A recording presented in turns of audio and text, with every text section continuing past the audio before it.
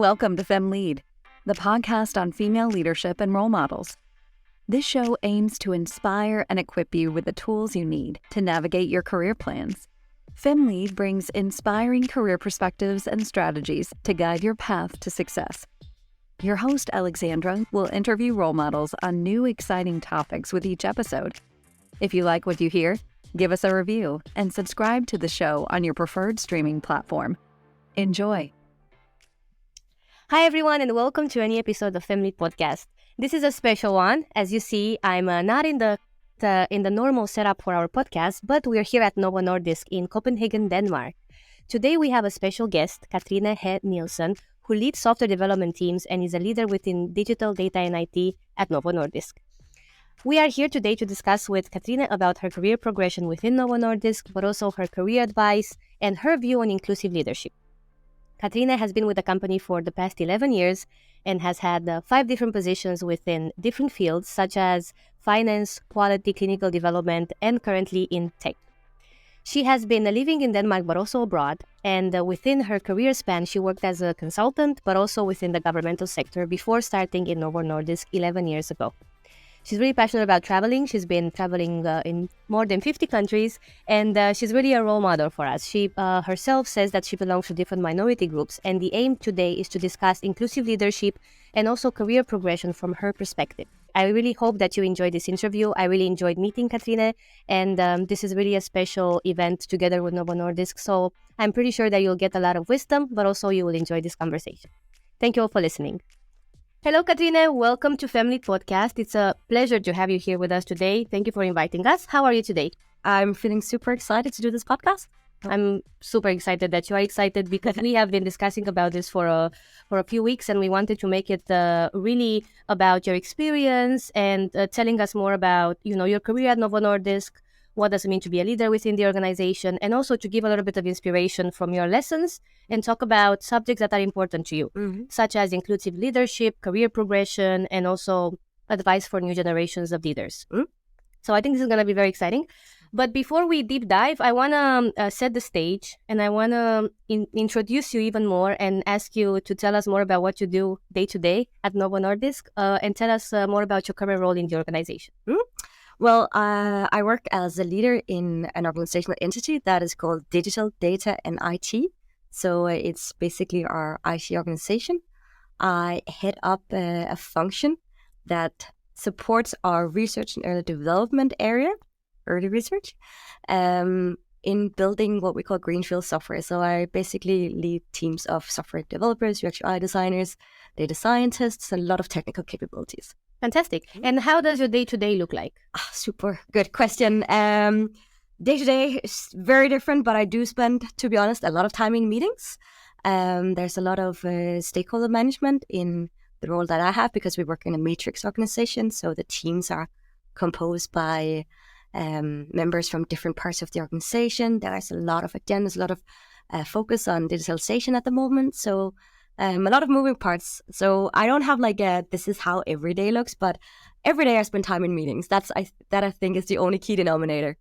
I see. And would you say that this was something you expected as you progressed in your career? I think this has always been the case in the roles that I had in Novo Nordisk, not only as a leader, but in general, it is a huge organization with a lot of different interests and, of course, one overall vision and goal, but still there's so many things that tie into everything that we do.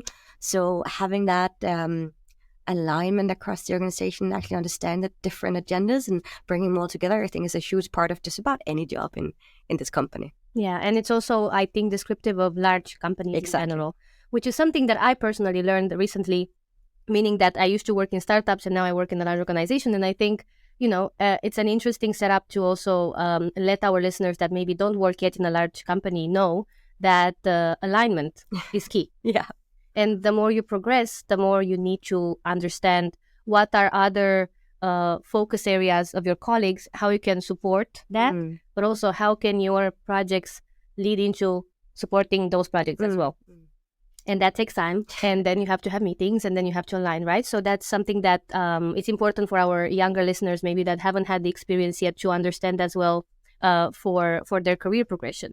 And speaking of that, I wanted to ask you about your career progression, because you've spent a while with Novo Nordisk, and Yes. you also work in the tech organization. So did you know you wanted to join a STEM field, and how did you start your career here at Novo?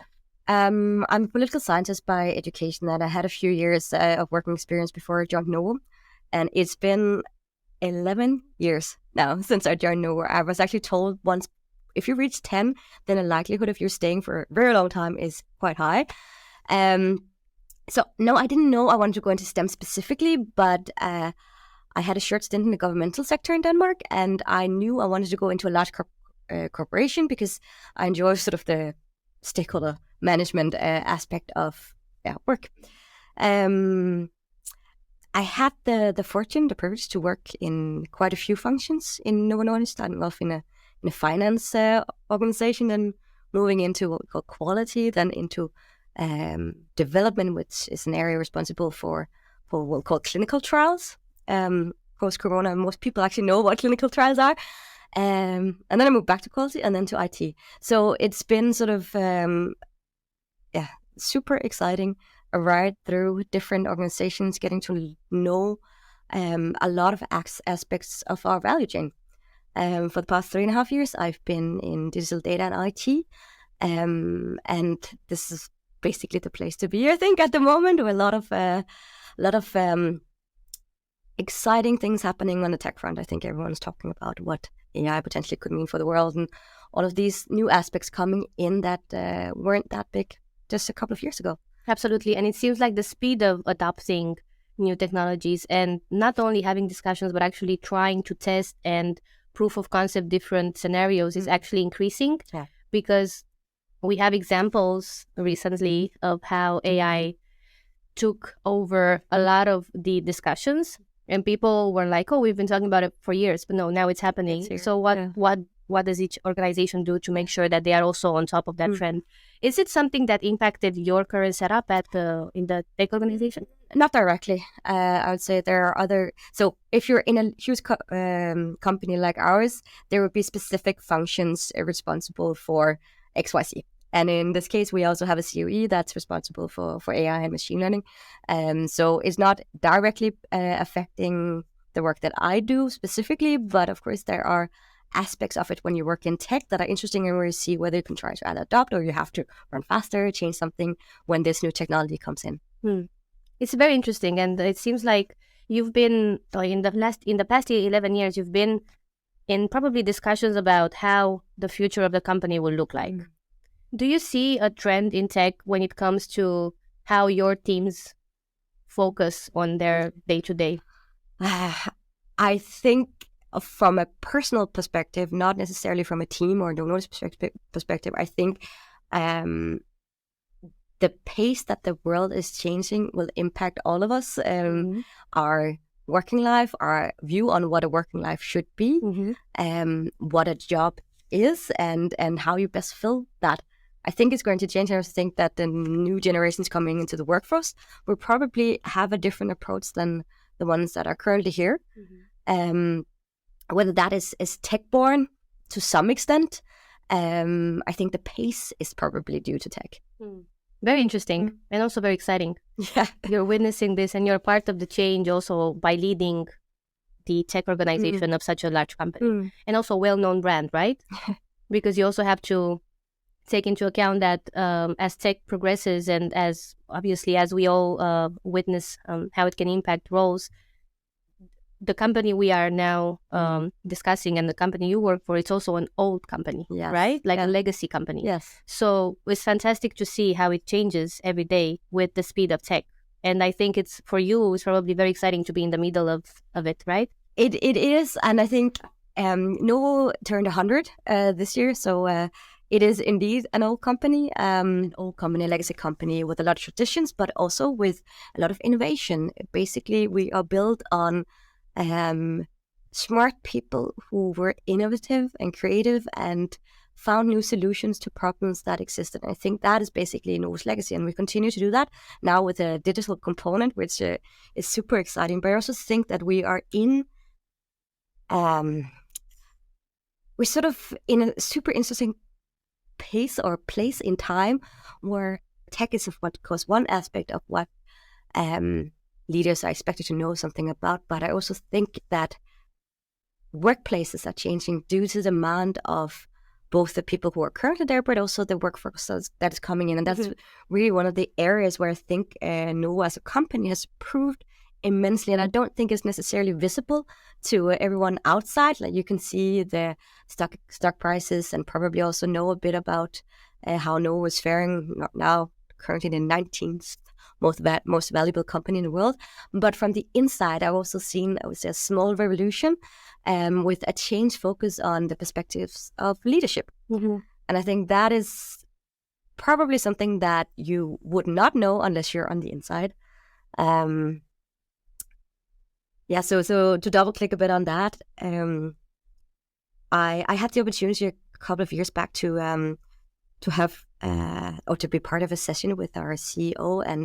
And for those of you who can see me, you'll be able to see that I look quite differently than a lot of other people. I'm also a person of color. I belong to a number of minorities. Some you can see, some you can't. And I didn't even realize until I think I had that chat with our current CEO, how much it actually impacted me in my work life. Of course, I know what it means to be a person of color outside of work. I know how that affects me. I'm part of the LGBTQ plus community. I'm never good at saying that really straight, but maybe that's part of not being straight. But there's so many things where I hadn't really considered to which extent I carried that with me into my working life.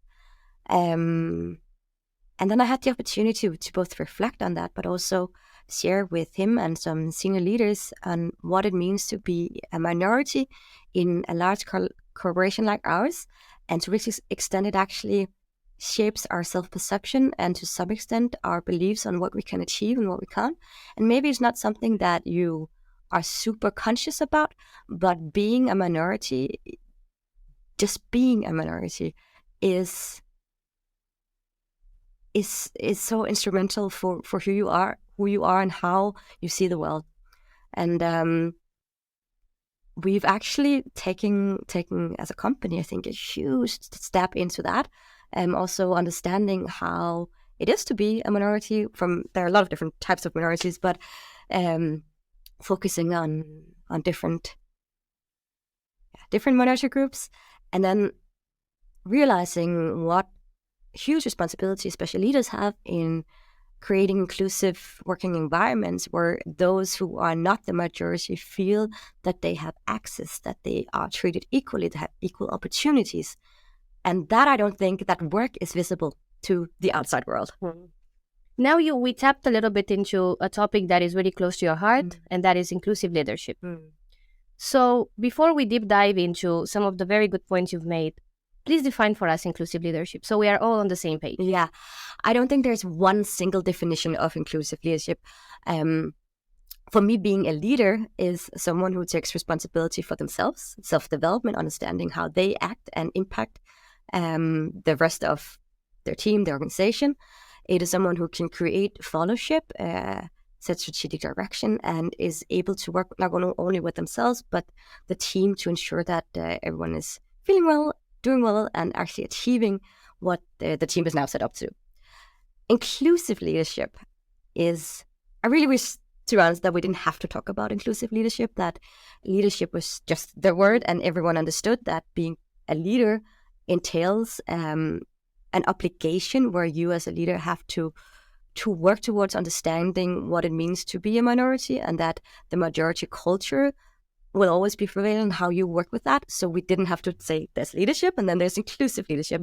But if we are to, and just also acknowledging that this is a fairly new way of looking at leadership, I would say inclusive leadership is the ability to see, hear, acknowledge everyone and understand where they're coming from and to which extent you as a leader can help them thrive and develop. And you could say it's not just normal leadership obligations. Yes, it is. But there is a deeper layer where you actually need to empathize with the minorities to the extent possible, knowing that you're not necessarily a minority, part of the minority group yourself, And I think that link we haven't really articulated a lot until a couple of years ago, at least in Novo Nordisk. Mm-hmm. So specifically, what was your focus when you met with the top leadership? So what, first of all, I think it's a fantastic opportunity. Mm-hmm. What do you say would be a focus for all of us to take away from your interaction about inclusive leadership? Two answers. My focus was something that I think Novo is really, at least internally, known for, that we are to be open and honest and be ourselves to the extent possible at work. So I was open and honest and said that in so many aspects, I'm super proud of working for a company that is patient-centric, that is doing a lot of good work in the world, really trying to basically cure some really serious chronic diseases. But when it came to being inclusive and having diversity, both in the workforce, in opinions, I actually felt there was a lot of room for improvement. And my takeaway from that, coming to that, would be that I actually felt seen, heard, and acknowledged by our CEO. And I would say actually, like, I didn't expect it, but I didn't know what to expect. And I think my takeaway is even though he's currently responsible for, I think, 55,000 people, he's also just a human, and that I felt that he listened, and then he understood, and then he had the opportunity to take action, which I think he did. So my takeaway was that everyone has the opportunity to both listen and for themselves take action. And I think one of the aspects we've been talking a lot about in Novo Nordisk is allyship, that even though you don't necessarily belong to minority group XYZ, then trying to understand what it feels like, how it impacts you, and what you can do as an ally to support that everyone has equal opportunities, everyone has equal equity, is extremely important. And that's something everyone can do. You don't have to be a CEO to be able to do that. When it comes to allyship, what should be then our common aim? Because you've mentioned a couple of avenues. Yeah. Listeners are both professionals, managers, leaders of this podcast.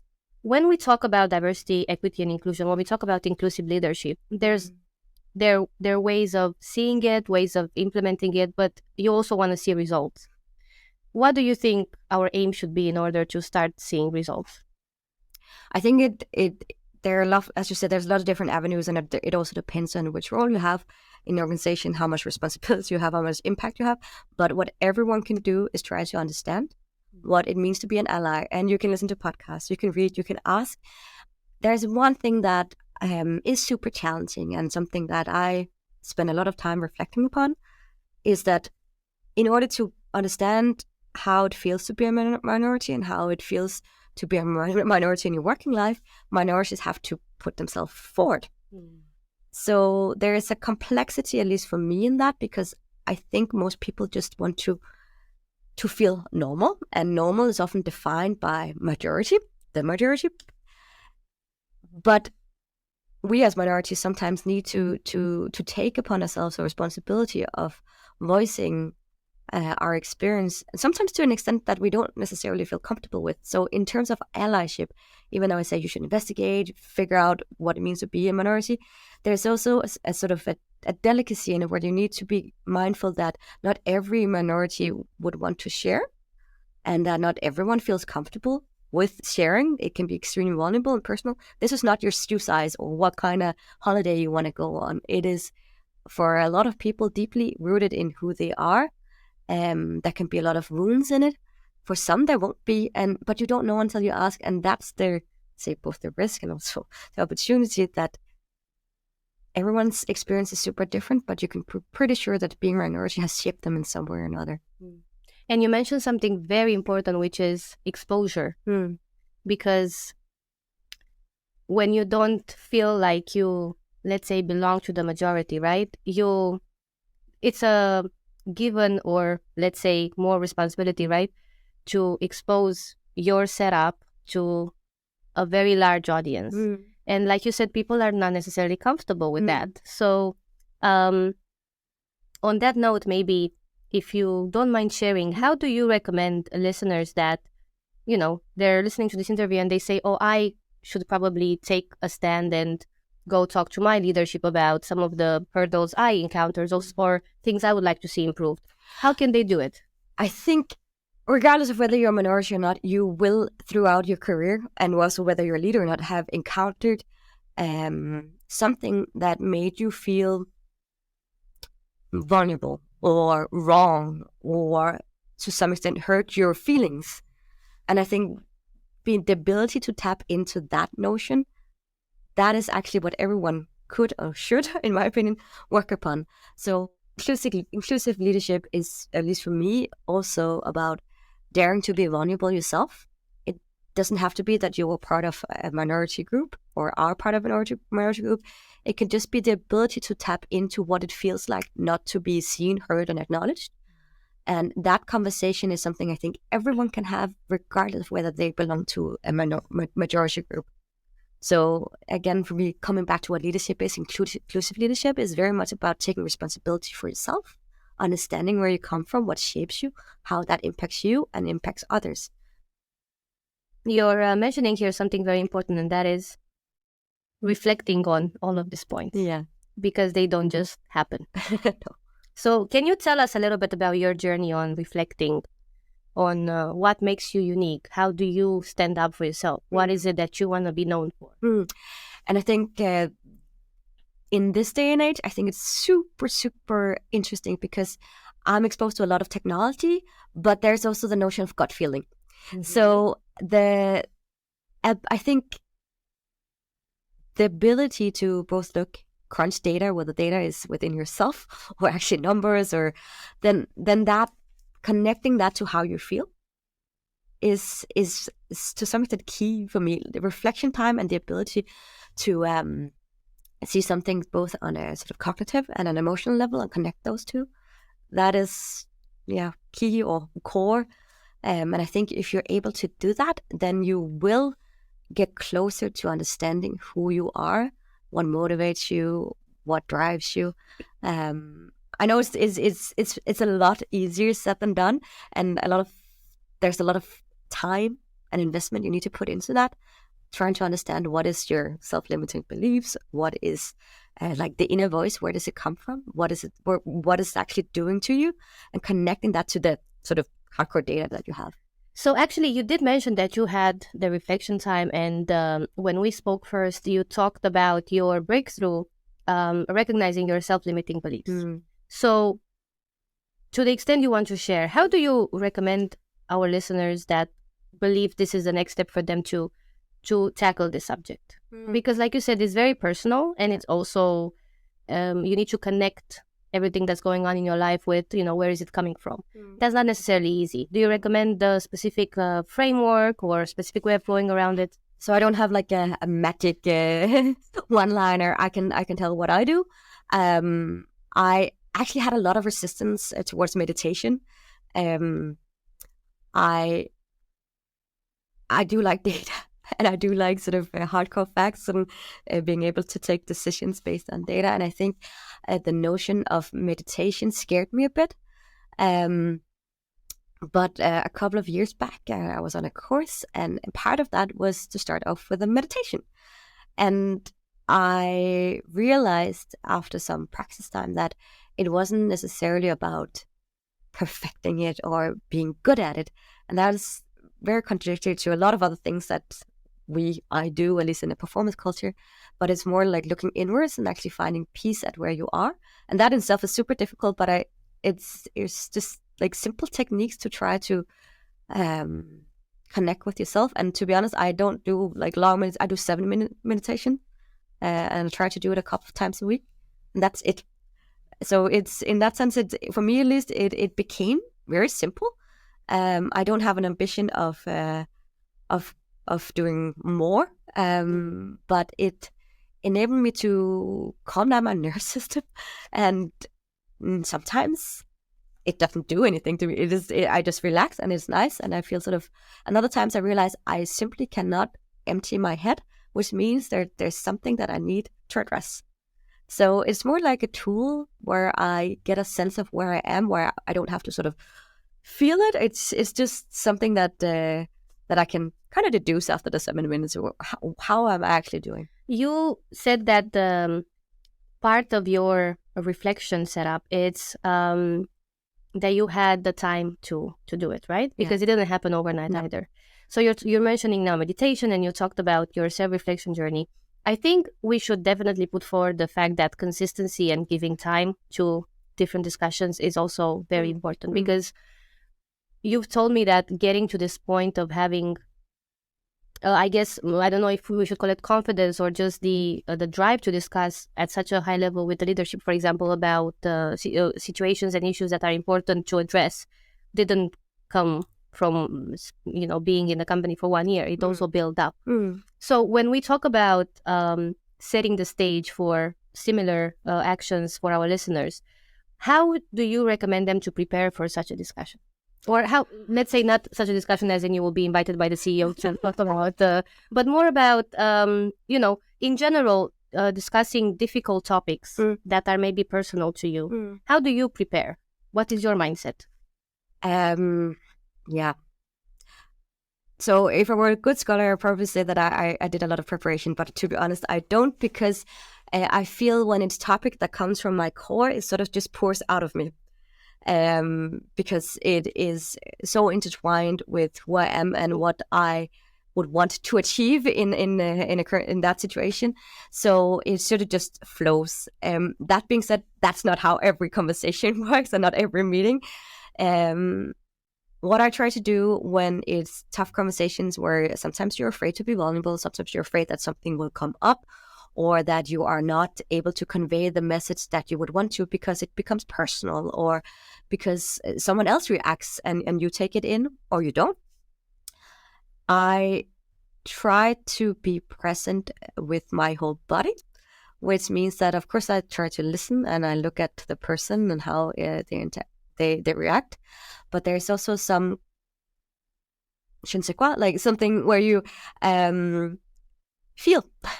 Try to connect what you see, hear, and then feel, and try to react to that and be present. And I think that to some extent enables me to try at least to understand what the motivation is behind either the reaction, the words, how it comes out, and try to be empathic in that situation. Because I think we all have difficult conversations, and sometimes it does become tough, and sometimes you don't react the way you think you would, or something throws you off. But that's what I try to do. It doesn't always work, but that's my intention. And that's very well said. Thank you for that reflection as well, because it is part of becoming better professionals as well. Not just having difficult conversations, but generally reacting to situations at work. And on that note, I want to move forward discussing a little bit about the career progression of new generations, because you are a leader and you've been coaching and managing different teams. And I would like to define, in your perspective, what makes a good leader. And also, if we can look a little bit further and look at how leadership or the way we manage teams changes. Do you see a change in new generations of employees? For sure. I think there's a shift going on at the moment where previously I think a lot of people were promoted into leadership positions because they were good functional leaders in the sense that they had deep knowledge of a certain topic.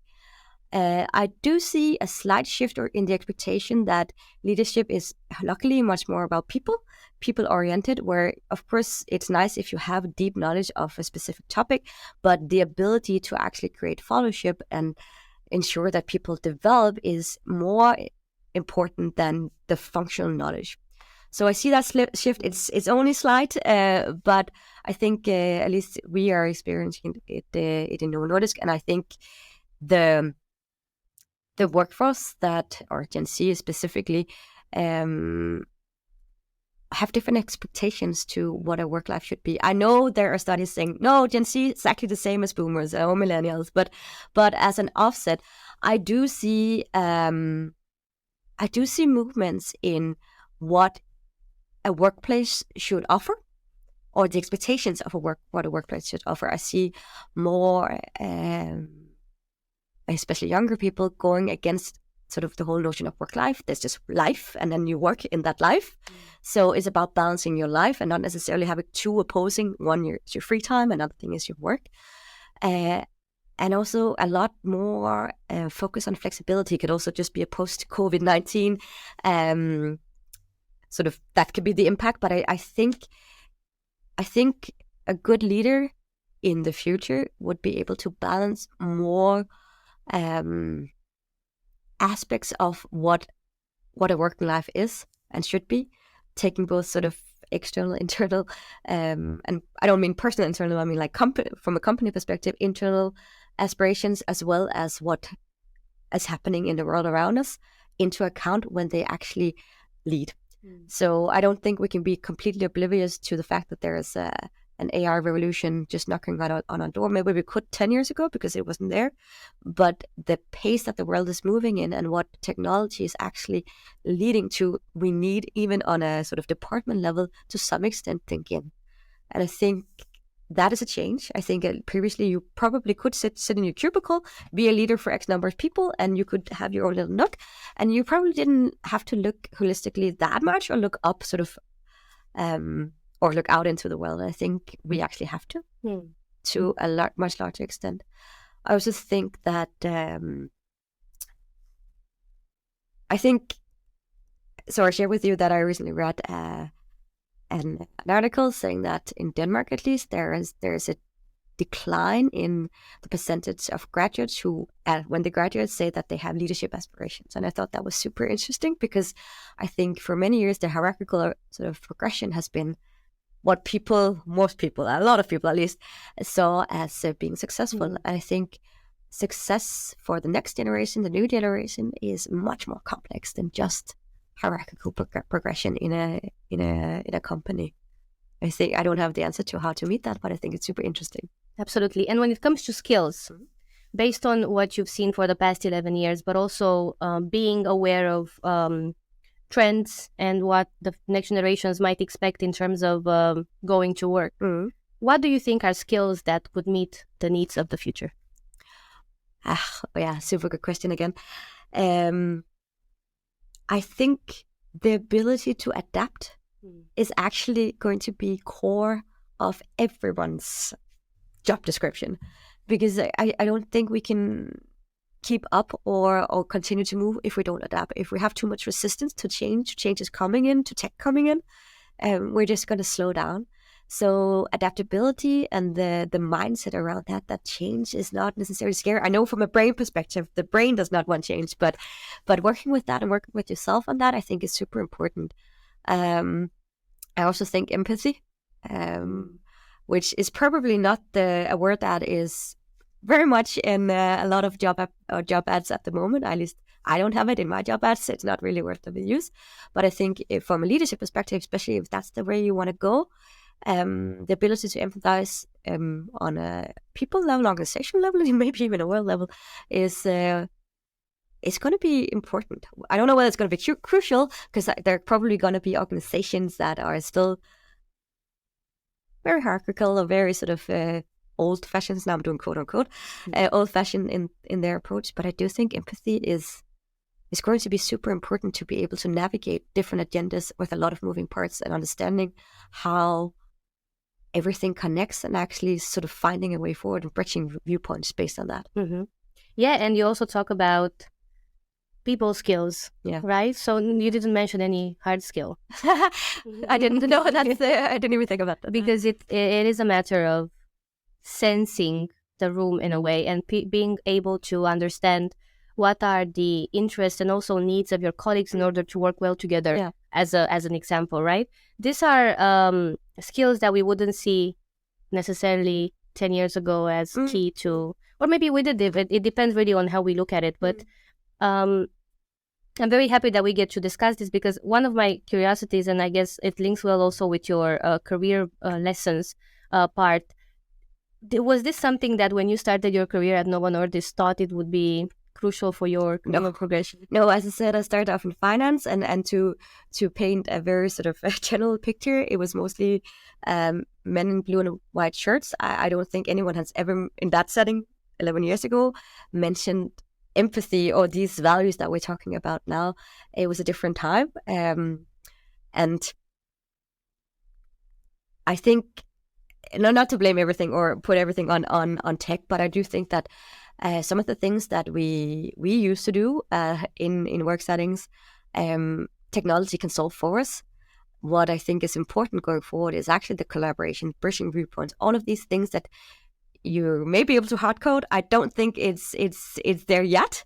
So the ability to bridge viewpoints, different agendas, understanding something holistically, which is a soft part, I think is going to be much more important. I don't think we were there 10 years ago because there's so much that has happened since then, both on a technology front, but also, I'm going to deviate a little bit, but also in terms of diversity, equity, inclusion, absolutely, which was not at all on anyone's minds at that point in time. Absolutely, yeah. And what a progression. Yeah, luckily. Now we're here discussing about inclusive leadership and the skills of the future at Novo Nordisk office with you, Kathrine. So it's really fantastic. I want to follow up before we close with a little bit of your career advice, because there are people that look at you as a role model. And also this is why we're here today, to spotlight your career and you as a role model. What are your career lessons? What do you want people to know about how you've navigated your career? Yeah, I also had a lot to reflect on that. My progression has been spawned by curiosity, basically. So I think the best you can do for yourself is try to understand what your motivation is, what your drivers is, what is it that you want to achieve with what you want to progress towards. For me, I've jumped a lot around in the organization because I've simply been curious on understanding what does it mean to work in this area? How does it fit into the value chain? What can we do to connect the dots in different aspects? So my driver has very much been curiosity and getting to know new things. So I have never had an ambition of being deep in any subject, and I still don't. And that's simply how I am. There are a lot of different roles in all organizations, and I think the best you can do is try to reach out and understand different roles, different perspective, what it means to work in this setting, what it means to have this role, and then figure out whether it actually resonates with your own motivation and your own drivers. Because sometimes you can see something like a shining star. This is one you want to work towards, but the setting may not even fit your personal sort of drivers and ambition.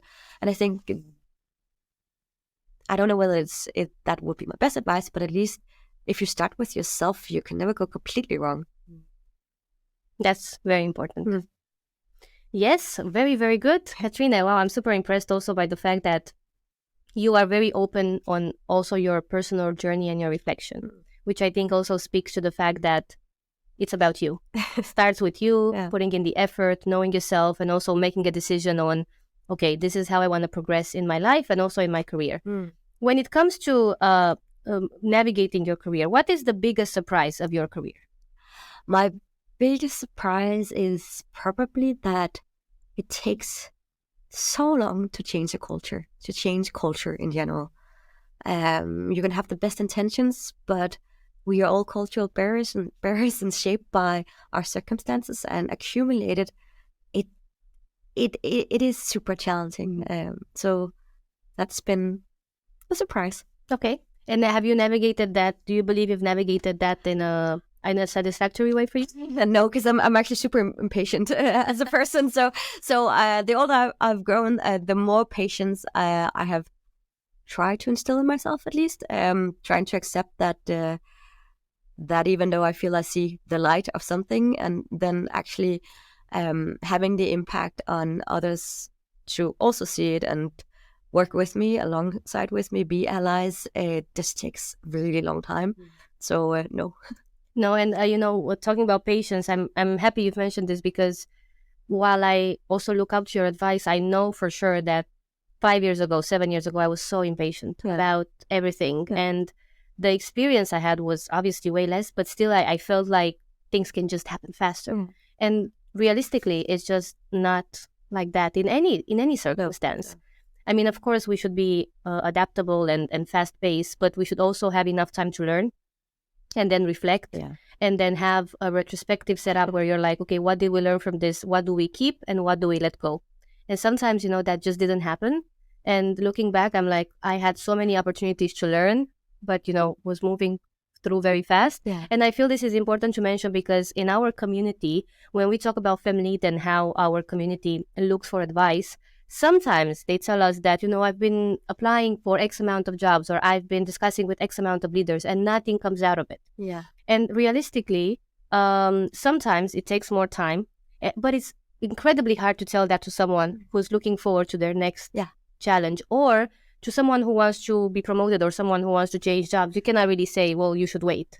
Like, obviously, it's not about waiting. It's about doing something about it. But sometimes it does take time. And it's important to have optimism or faith or believe that it will happen. Yeah. Right? Yes. Do you have any sort of reflections like that where you realize that sometimes you tell yourself it's going to be okay, but you didn't used to? Yeah.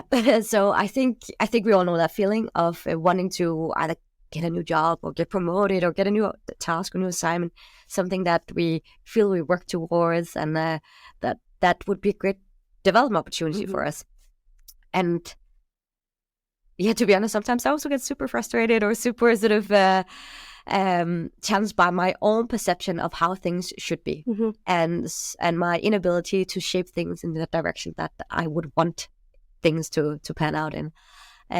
So I have experience. I don't have sort of good advice, but I try just to be sort of caring towards myself and say, okay, absolutely, this is where I am, and acknowledge that sometimes things don't really materialize the way I would want to, and that can be super, super frustrating. And then if I'm in a good place with lots of mental capacity and energy, I would exactly do what you're talking about, trying to learn, reflect on it, throw out the good things, learn from throw out the bad things, learn from the good things. If I am not in a headspace where I have that capacity, I would probably just binge watch some series and be like, okay, shit, this is not really going the direction I want to be. And then I don't really cling on to things for very long, and the next day I'll be fine again. But I think that's very much depending on how you are as a person. And it is the red thread is that you need to be kind to yourself. Yeah. So it's really a reminder for everybody that things don't happen overnight. And sometimes you do need to let it go. I want to sum up before we go to the final 5 fire questions with your last reflection. Looking back, would you change anything? Maybe it taps into what I just said. I don't really sort of spend a lot of time on regretting. I try to, when I had my first leadership job, I was biking between different locations and my home, and my bike ride would always be the ride where I thought, okay, what have I done today? How did I communicate? What could I have done better? But then at the end of the ride, I would just say, okay, I need to forgive myself for all of those things that I where I felt I failed. Some I would learn from, and others I would just say, okay, I need to try to forgive myself. But there's not one single thing where I say, okay, this is something I would have changed. It's more sort of the micro things, everyday life, where I try to, again, be kind to myself, knowing that I cannot do everything as good as I would want or as perfect as I want, and then just try to learn from it. So I know there's nothing like one single thing that I would have. And that's great. I mean, it's very rare that we have a guest that says, I would change everything. I would not do this entire part of my career. Yeah. It's usually a reflection on how, honestly, a lot of people say that I would take it easier, or I would give myself more time to reflect, or, things that have to do with pressure that we put on us. Yeah. And I think it's tapping into that as well with, thinking about what you could have done better. It's also an opportunity to learn for yourself how to react maybe in a better way for yourself next time, right? So it's kind of a similar theme that I see when it comes to this question. Great. Thank you so much, Kathrine. It's been really a pleasure to have you here. I want to close the interview with the final 5 fire questions. And my first question is, what is one book you think everybody should read? I was thinking 1984, because it is like a dystopic future scenario that we're currently living in to some extent. Thank you for that. What is the best piece of advice you have ever received? I'm not sure it's the best piece of advice, but at least it's stuck with me for plus 10 years, is always have an opinion. So in a work setting, that doesn't necessarily mean that you have to voice it, but forming your own opinion on scenarios or what the meeting is about would enable you to sort of, again, distill what is actually, how does it resonate with me? What would I do if I were the one taking the decision? So it's not necessarily voicing it, it's just forming it for yourself. Oh, great advice. Thank you so much. Who is your role model? I don't have one role model. I have a lot of different role models for different reasons. So to be honest, I can start mentioning them, but I think I have a lot of role models internally in the organization who are really exceptional leaders. But one, yeah, I don't. That's okay. Yeah. That's fine. We can go with many role models within the organization. That's totally fine. What would you choose to do if you were to have another career? I follow this woman on Instagram, and she is the VP of food and beverages for a company that does hotels. So her job, at least on Instagram, is essentially to travel the world, eat good food, figure out which concepts, sort of restaurant concepts, would match with a new hotel that the company is opening. And I think that would be an amazing job. That sounds really good. If you could change places with someone, who would it be and why? That would be our CEO. I would love to try to be in his shoes and feel what it is to be responsible for such a huge company and 55,000 people. Yeah, good answer. I hope he will tell us what does he think about this interview, hopefully. Thank you so much, Kathrine. This has been really a pleasure. I hope you've enjoyed this chat with me. And thank you again for welcoming us here at Novo Nordisk. It was really a pleasure. Thank you for having me. And thank you all for listening today. I hope you've enjoyed this interview and stay tuned for more updates with inspiring female role models. We hope you've enjoyed this episode of FemLead Podcast. Share the news with your friends and follow us on social media at FemLead Podcast everywhere.